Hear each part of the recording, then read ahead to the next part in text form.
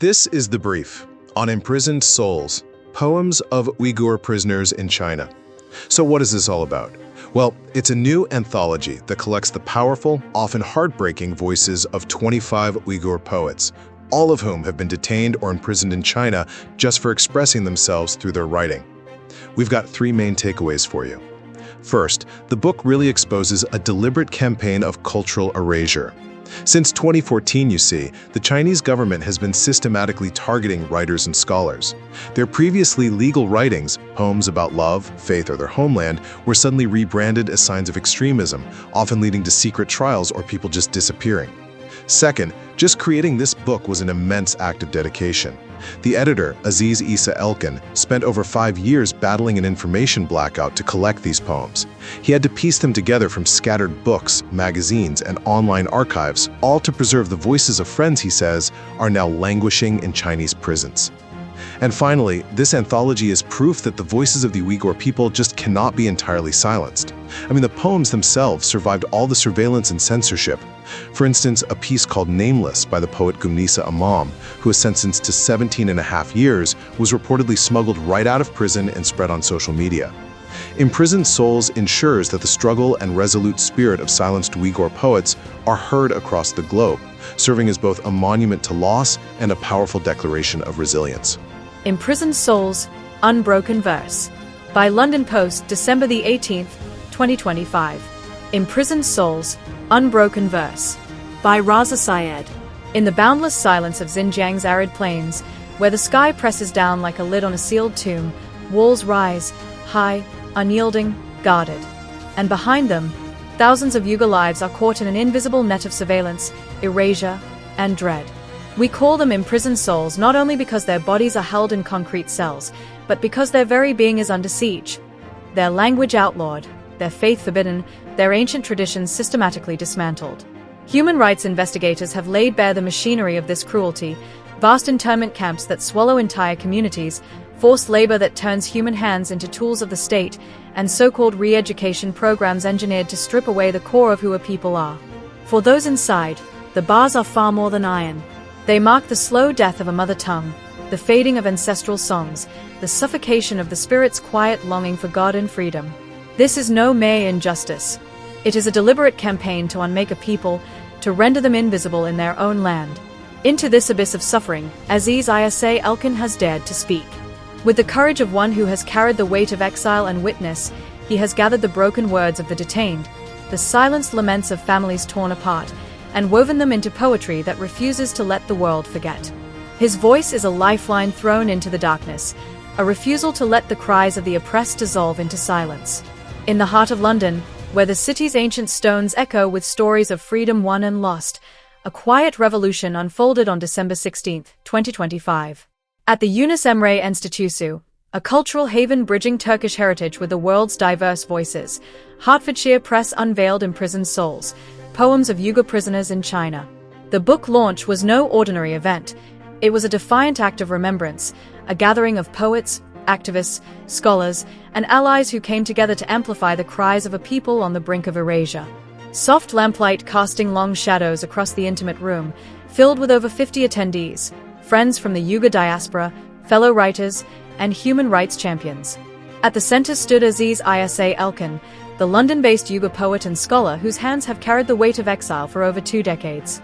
With a voice steady yet laced with sorrow, Elkin introduced his anthology, a 280-page testament to 25 Uyghur poets detained, sentenced, or vanished into China's vast network of internment camps. These are not just words on paper, he said, his eyes reflecting the fire of unresolved grief. They are the last breaths of souls fighting to be heard. The simple act of writing poetry has become a crime in my homeland, yet here, in this book, their voices rise again. Elkin's journey to this moment is one of profound personal sacrifice.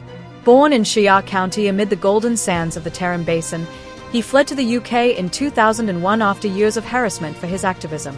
Since 2017, he has been severed from his family, witnessing the disappearances of colleagues and kin in what human rights organizations decry as a genocidal campaign to dismantle Uyghur identity. For 5 arduous years, Elkin pieced together these poems from smuggled digital archives, family whispers, and forbidden publications, translations that demand not just linguistic skill, but a heart willing to bear the pain. The anthology itself is a mosaic of resilience, lyrical odes to blooming mulberry trees that symbolize fleeting hope, haunting elegies for lost loved ones, defiant verses that weave longing for freedom with the rhythms of ancient Uyghur traditions. Poets like Gulnisa Emin, imprisoned for her words, speak through lines that pierce the soul. Fears of arrest, the ache of separation from children, the unyielding pride in a heritage under siege. Their poetry captures the soul of the Uyghur people. Elkin reflected during the launch, our sorrow and resilience, our love and longing, our unbroken hope for dignity, peace, and freedom.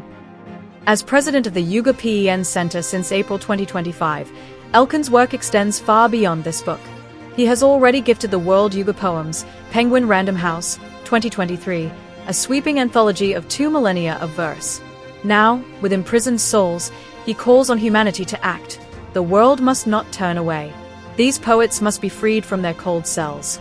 Their words, our shared humanity's plea for justice. Hertfordshire Press, the UK's beacon for post-Soviet literature, has been Elkin's steadfast partner in this mission.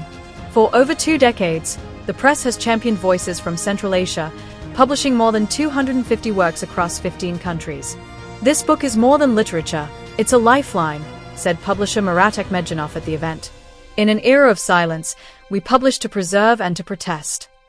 The evening closed with readings that hung in the air like prayers, poems recited in Uyghur and English, stirring tears and resolve. Attendees left with signed copies, but more importantly, with a charge. To share these stories, to advocate for the release of the imprisoned, to ensure that Uyghur culture endures. In a world where walls divide and regimes seek to forget, Imprisoned Souls reminds us that poetry is unbreakable. It is the fire that lights the path to justice, the voice that refuses to be silenced. As Elkin urged, let these words echo until every imprisoned soul is free. For more on Elkin's work, visit www.azizaza.org/en or explore the book at Hertfordshire Press. The fight continues, and now, the world is listening. Hertfordshire Press, SRM Group, is the only British publishing house dedicated to translated literature from the post-Soviet region, with a strong focus on Central Asia. Since 2002, the press has introduced readers on 4 continents to more than 250 works from 15 countries.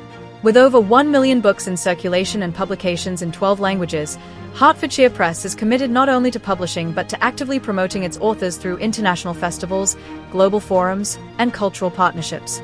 Note, more information about the book available in multilegs on www.tedbyrieri.com. This is the brief on Imprisoned Souls, Poems of Uyghur Prisoners in China. So what is this all about? Well, it's a new anthology that collects the powerful, often heartbreaking voices of 25 Uyghur poets, all of whom have been detained or imprisoned in China just for expressing themselves through their writing. We've got 3 main takeaways for you. First, the book really exposes a deliberate campaign of cultural erasure. Since 2014, you see, the Chinese government has been systematically targeting writers and scholars. Their previously legal writings, poems about love, faith, or their homeland, were suddenly rebranded as signs of extremism, often leading to secret trials or people just disappearing. Second, just creating this book was an immense act of dedication. The editor, Aziz Isa Elkin, spent over 5 years battling an information blackout to collect these poems. He had to piece them together from scattered books, magazines, and online archives, all to preserve the voices of friends, he says, are now languishing in Chinese prisons. And finally, this anthology is proof that the voices of the Uyghur people just cannot be entirely silenced. I mean, the poems themselves survived all the surveillance and censorship. For instance, a piece called Nameless by the poet Gulnisa Imam, who was sentenced to 17.5 years, was reportedly smuggled right out of prison and spread on social media. Imprisoned Souls ensures that the struggle and resolute spirit of silenced Uyghur poets are heard across the globe, serving as both a monument to loss and a powerful declaration of resilience.